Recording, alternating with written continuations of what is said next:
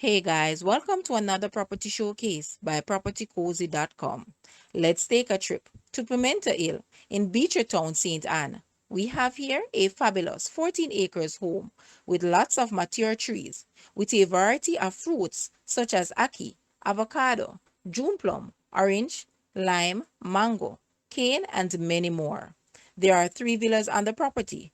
The main house consists of 2 bedrooms with an ensuite bathroom, a main floor powder room, living room, kitchen, dining room, laundry, utility area, and 2 separate patio spaces. The 2 other self-contained villas both consist of 1 large bedroom with an ensuite bathroom, kitchenette, dining room combination, and a large patio area. The living room has a working fireplace and is used primarily during the winter season, burning pimento wood. Also, potential to renovate to your suitable style of home. Guys, let's take a look at this property and please watch the entire video for more details at the end.